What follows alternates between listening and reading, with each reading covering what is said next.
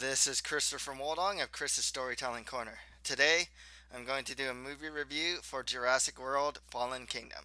Next time, I'll have a manga review for Skip Beat Volumes 25 and 26, a book review for A Hero Born Legends of the Condor Heroes Volume 1, and two movie reviews, one for the anime movie Fireworks and another for Marvel's Ant-Man and the Wasp. Check out my Twitter page and author's Facebook page. Links to all these will be provided on the description. I'd really like to hear from you guys as well, so leave any comments and make sure to subscribe and share this channel as well. So as far as an initial grade for Jurassic World Fallen Kingdom, I'm just going to give it a C. As far as a recommendation, it's not anything you have to go out of your way to watch. Rent it, don't buy it. You don't need to see it in the theaters. Uh, it'd be a good rental, but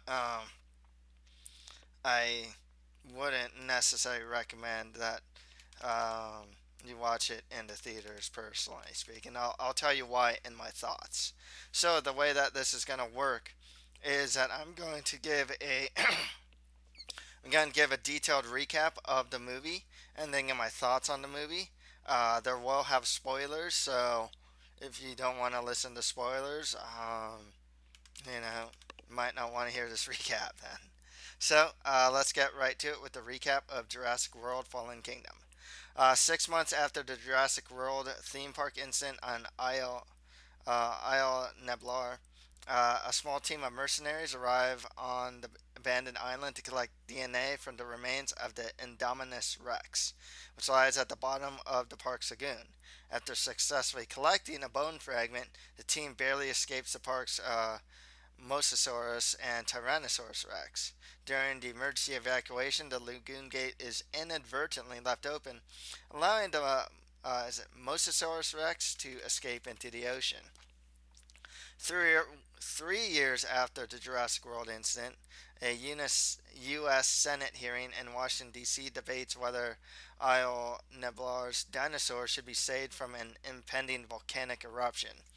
Mathematician Dr. Ian Malcolm testifies that the dinosaurs should be allowed to perish to correct John Hammond's mistake of cloning them.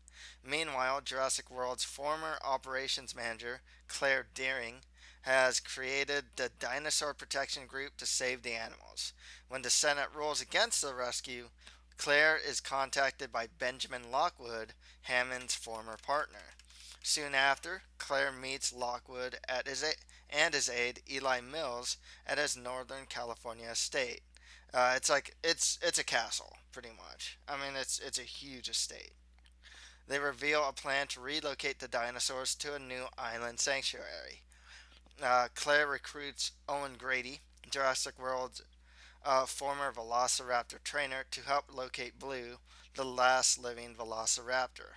The rescue group arrives on Isle Nublar and meets Ken Wheatley, the mercenary commander.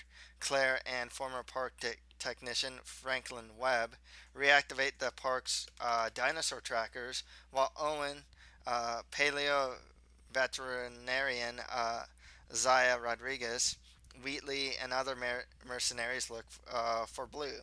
Upon finding her, the encounter escalates, leading to a mercenary shooting Blue and Wheatley tranquilizing Owen. Zaya works to keep Blue alive while Owen is left behind. After surviving a baryonyx attack, Claire and Franklin reunite with Owen as the volcano erupts. They flee from the pyroclastic flow and then sneak aboard the mercenaries' ship, where they find Zia with Blue. The ship, which is filled with captured dinosaurs, departs for the U.S. mainland as the island's remaining dinosaurs die in the eruption. At Lockwood's estate, Lockwood's orphaned preteen granddaughter Macy overhears Mills and auctioneer Gunnar Eversole secretly planning to auction off the captured dinosaurs to buyers intending to weaponize them.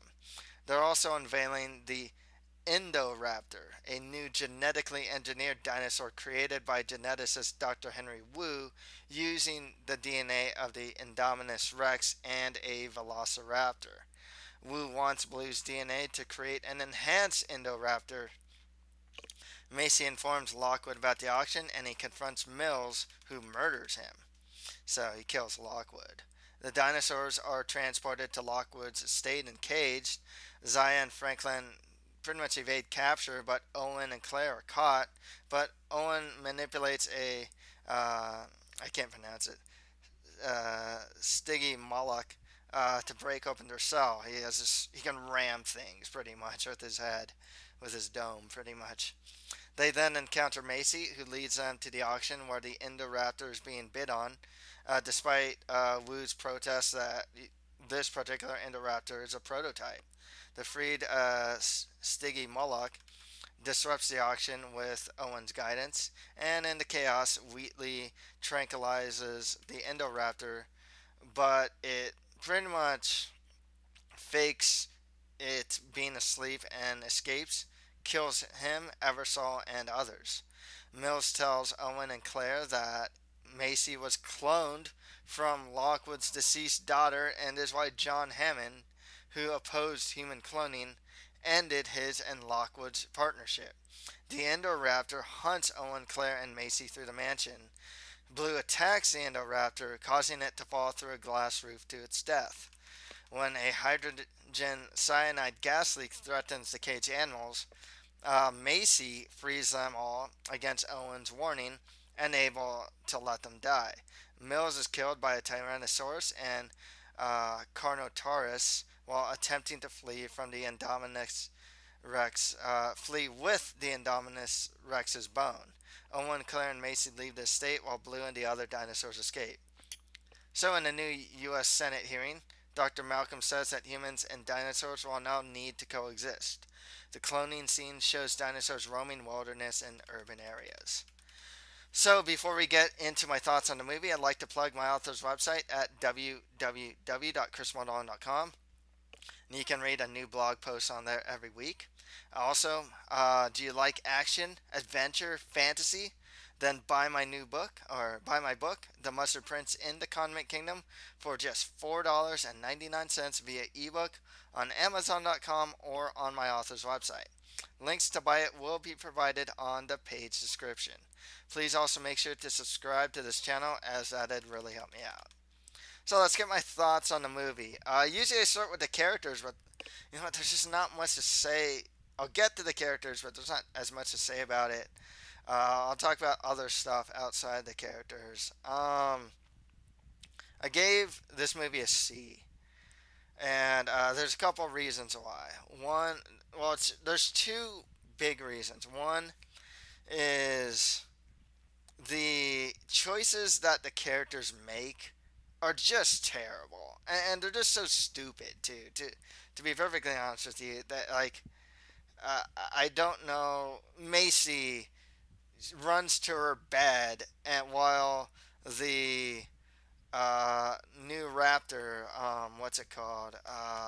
The Indoraptor, right?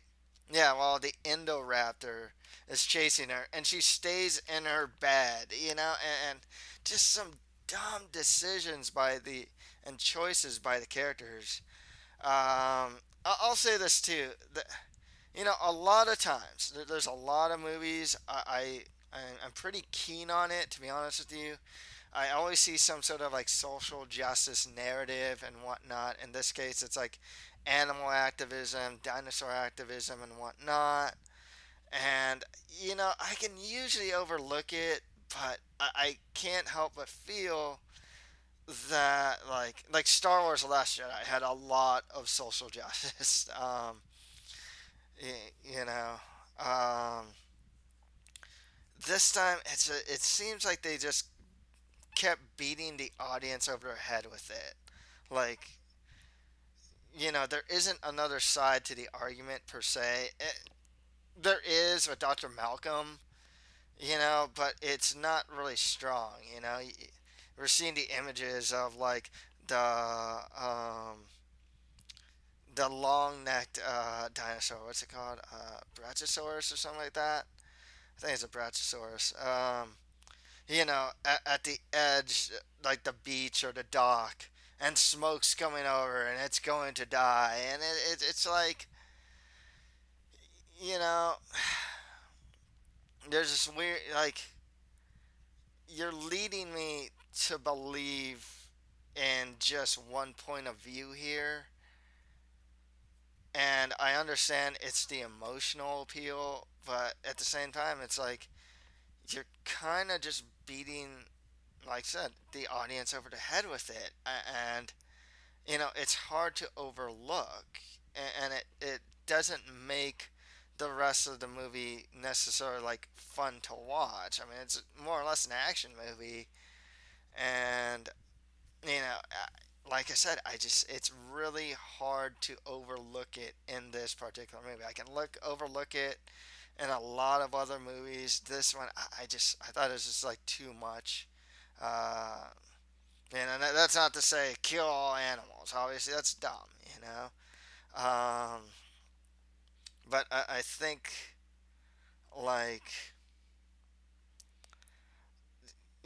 in this case, and what they did and how to solve the problem was not, like I said, it's combine it with the choices that the characters are making. It was a bit ridiculous. Like I said, hey, if you want to save the animals and put them on an island, okay, cool. That's fine. Like I don't think there's a problem here.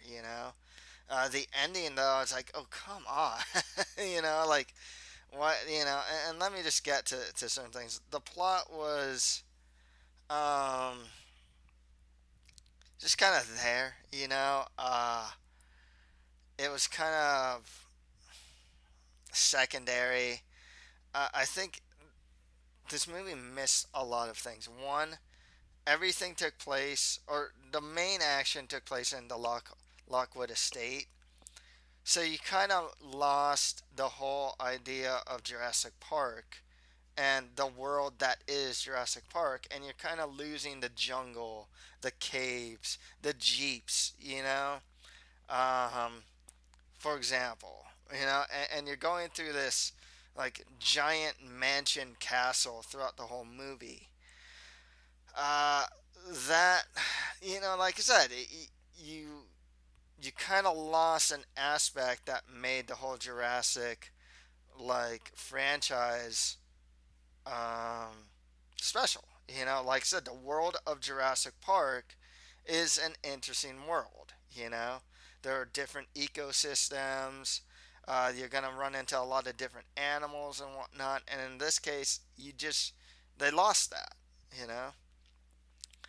Um, the villains. I mean, it's just evil business people. And it's another social justice thing too. It's kind of like it's just these people are motivated by greed and money, and that's it. They're evil business people. Big corporations. Well, it's not really corporations, but these the evil businessman, and they're absolutely one dimensional, and they all have, and they all want to use their money for nefarious schemes, and it's like, there's no depth there, it's like I don't care about the villains. I don't even necessarily care if they die. I don't feel any type of like satisfaction seeing the villains lose or anything like that. It seemed a little too cliche, and I'll use the word cheap. Honestly, evil businessmen that were motivated by money. That's the villain. Like Eli Mills. He's willing to kill Lockwood and whatnot for his nefarious plans, and it's kind of cheap. It's cliche. It's lacking in depth. Like it just seems a bit lazy. If anything, it just seems a bit lazy. They're throwing all this money at the they're throwing this money at at buying dinosaurs. So here's a problem too. Okay, Let's just think about this for a second. Okay, so one of the big things is these evil businessmen are, buying dinosaurs. Seemingly, a lot of them are to weaponize them, right? There's kind of a problem here because, and what, there, for the Indoraptor, it was like 26 million, you know? There's a problem here. One, a a couple guys with tranquilizer guns can put down the the Tyrannosaurus Rex, the Indoraptor, yada yada yada, and they're not going to cost 26 million. Now, if they're going to use them for scientific experiment, I guess that's a different story in cloning and whatnot. But the fact of the matter is, long range weaponry can just as easily kill these weaponized dinosaurs. If you think about it, why not just buy a rocket launcher for a lot less in the black market? Because a rocket launcher will more or less be able to kill a dinosaur. Like I said, unless they're doing it for scientific experiments. But once again, in the movie, Eli Mills mentioned that, like, oh, animals are used as weapons of war, you know, for forever. It's like, yeah, okay. Um, we now have long range weaponry. Like, I'm sure a shot from a tank will put down a dinosaur. I'm sure a rocket launcher will do it. We've already shown that a couple guys with tranquilizer guns, um, or rifles or whatever, can put these dinosaurs down quite easily. I mean, these are some extremely close range. One of the things with these dinosaurs, they're all close quarters combat type of weapons. Any type of long range weaponry is probably going to kill the dinosaurs if they choose to make the dinosaurs a weapon. Like, I suppose it's not the worst idea, but like, even Blue was shot with a gun at nearly point blank range, and just almost died from one shot from a gun. You know, if you get a bunch of velociraptors and a line of troops with guns, guys start shooting, velociraptors are coming after them. The velociraptors are probably going to lose.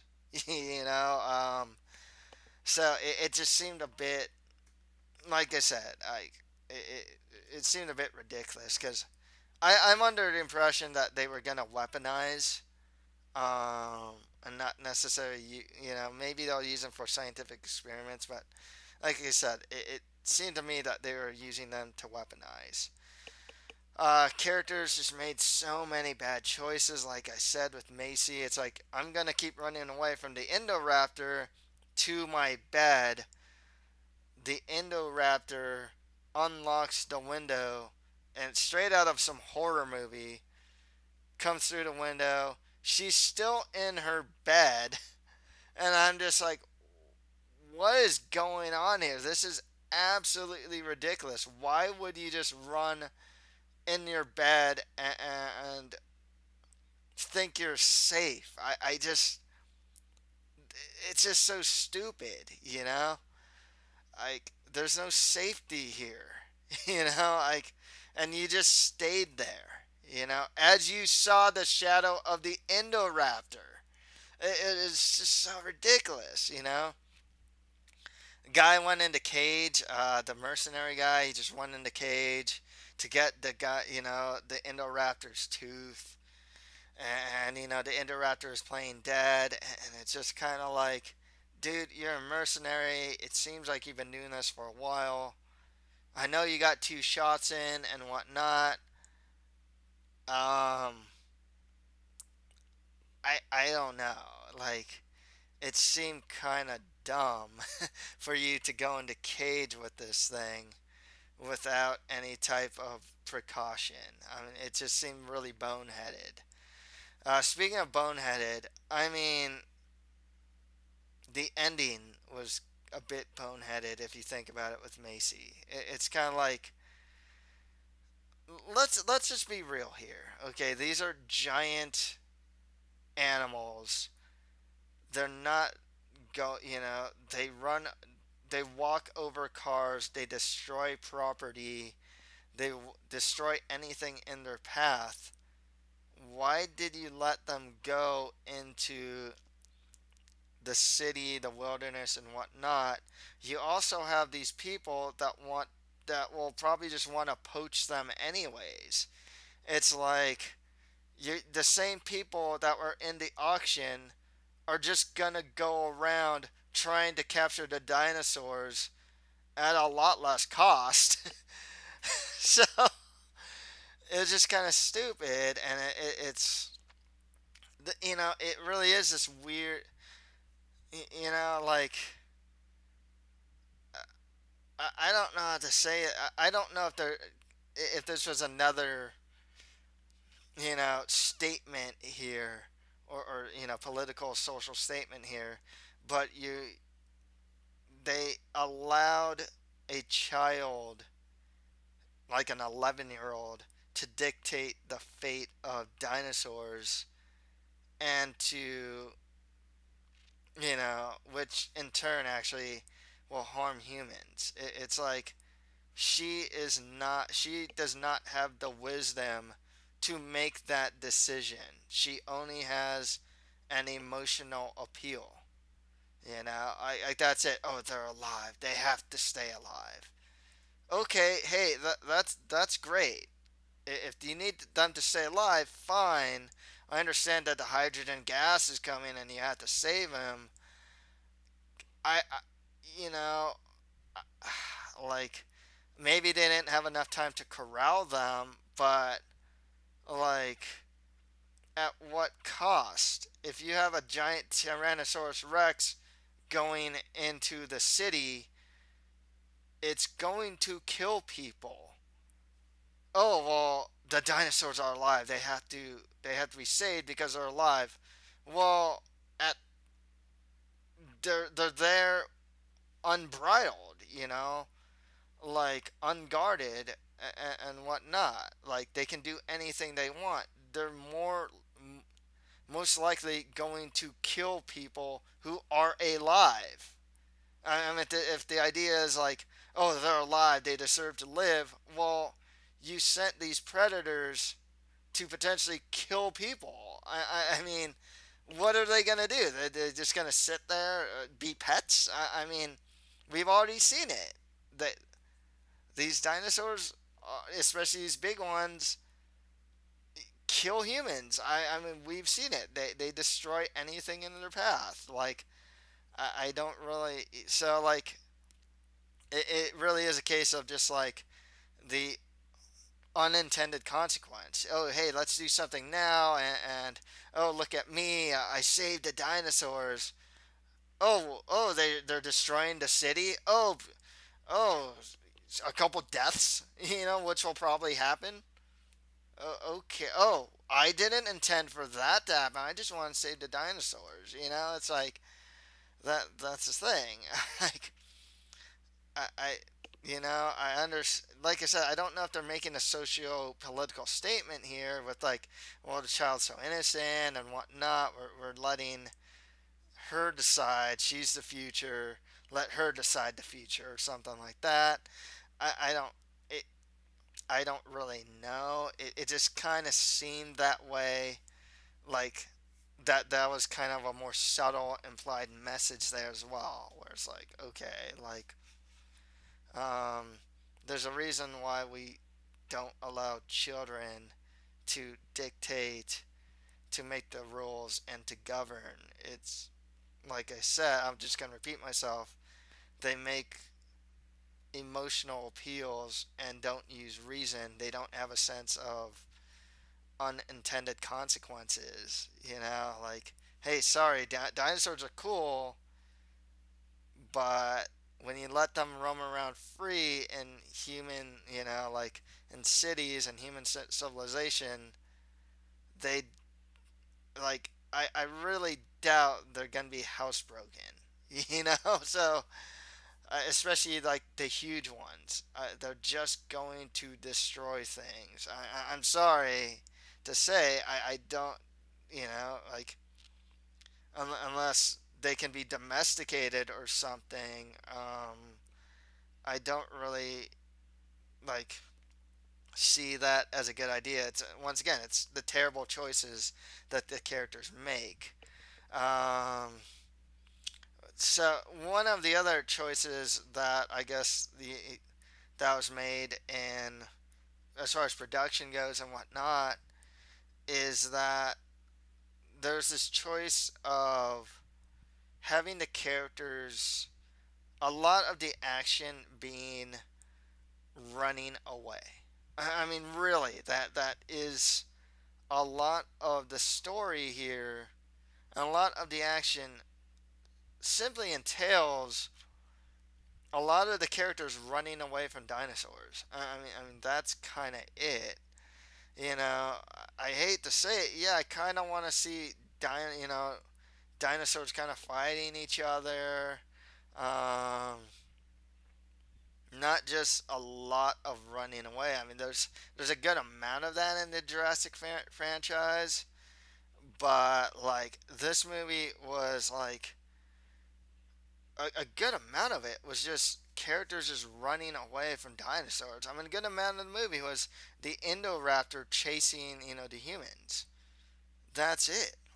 I mean, yeah, the Indoraptor would fight Blue, which is kind of cool in spurts, but like it's not that it's just spurts. The other thing that was really tough for me to kind of buy into was the Indoraptor, what I will call dinosaur stunts. Okay, I, I get it. The Indoraptor is a highly intelligent creature and whatnot, and it's smarter than your average dinosaur, and those things, and but it's just kind of hard for me to buy into certain, like some of the stunts. There's like this glass roof that they're on top of, falls through the roof, but is hanging for dear life, bites onto the like the non-glass part. Is it like the panel? You know, kind of like lifts itself, and you just see this kind of like dinosaur stunt work. And it's kind of neat and kind of unbelievable at the same time. I don't know if I was like terribly impressed by it or anything like that. It just I can't say I was like terribly impressed by it, to be perfectly honest with you. Um, so what does this movie mean for the Jurassic franchise? I liked the Jurassic World, which came out, which was like the fourth one in the whole franchise. I thought that was fun because it just kind of did what the franchise is good at. They're in Jurassic World Park and yeah, Jurassic Park, and like they go through the jungle, they go through all the different areas of Jurassic Park and whatnot. And so, but this one just didn't have that, And now, if they want to continue the franchise, which I kind of doubt they will, I hear from like the first Friday to the next Friday, sales were way down.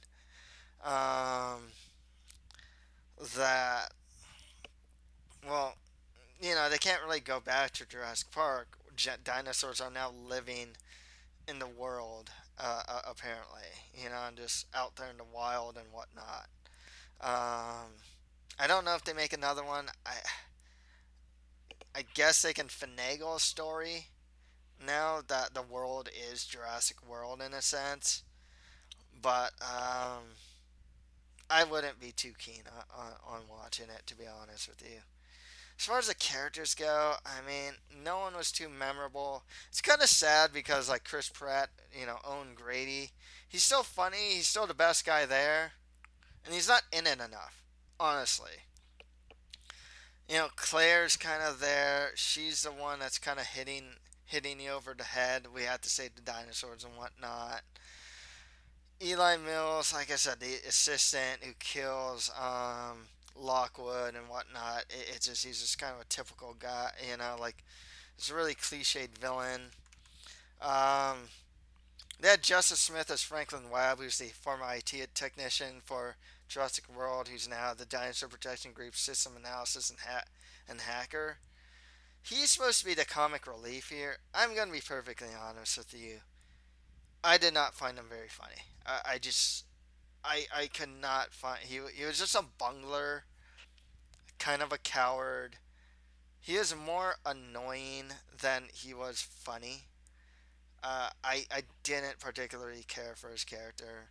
There's Zaya Rodriguez, she's like this tough woman who's like a paleo veterinarian. Um, like I said, it's not anything to note though. No one stood out. Lockwood, Henry Woosback, Macy. You don't even get to know about Macy except she's like apparently a clone. You know, that's it. You don't know much about these characters, and some of these characters are just kind of goofs. You had the auctioneer who's evil auctioneer, the evil mercenary guy. Um, I mean, it's just they're these one-note villains and these like one-note characters. It's usually I can delve into characters a lot, but this movie just didn't really allow it. So overall, like, you know, I'm as you can tell, I'm pretty down on the movie. I I just didn't think it was that great. It'd be a fun rental. If you just want to turn your mind off and want to watch dinosaurs rampaging things, I suppose. Even though, like, there's a good amount of that, but like I said, the things that work against it, in this case, depending on where you fall, like I said, I'm not totally against like animal activism or anything like that, but I just felt that this movie just kind of beat the audience over the head with it far too much to that it's really hard to like I think one of the biggest things with like when you get into like social justice messaging, political messaging in movies is that a lot of people go to movies just to escape from that. That's like a real life thing, and you're kind of going to the theater to kind of escape from that. Yeah, there's aspects of that here and there, and just about all movies. But in this one, it's such a prominent part that it's like, okay, like I just want to escape. Like like I hate to say it. I hate to sound so just like unattached, but like I just want to see like cool action sequences with dinosaurs, maybe dinosaurs fighting each other and whatnot. A couple eating humans or devouring, devouring humans maybe here and there. Especially the bad guys and whatnot, and just the overall destruction and whatnot. It's like, yeah, I kind of just want to go there to, you know, in a sense, turn my brain off to what's going on in the real world. You're kind of, when you beat the audience over the head with a certain message, it's like, okay, you're not allowing for that escape to happen. Um, some movies just do it better than others, I suppose. It just, for whatever reason, this movie just, I couldn't overlook it, you know? The choices that the characters makes are just so dumb. I don't like some of the direction that the movie went as far as like characters running as a form of action. I don't like the idea of having the child be the final decider of what happened, to make like final decider of what happens to the dinosaurs. I mean, it just there's a lot of terrible choices. I don't like these one note villains and these overall one note characters. There's not a lot to like. I think I'm being a bit nice about the sea, if you actually think about it, because I think there's aspects of it that are kind of fun. It's still an action movie, but like a lot of it bogs it down. So I'll give it a C. C is rental, pretty much, for me. So that's all for today. If you like this, don't forget to subscribe, share, and comment to this channel. Thank you for listening to this movie review. Next time, I will have a manga review for Skip Beat Volumes 25 and 26, a book review for A Hero Born Legends of the Condor Heroes Volume 1, and a movie review for Fireworks, and a movie review for Marvel's Ant-Man and the Wasp. Thank you, and until next time.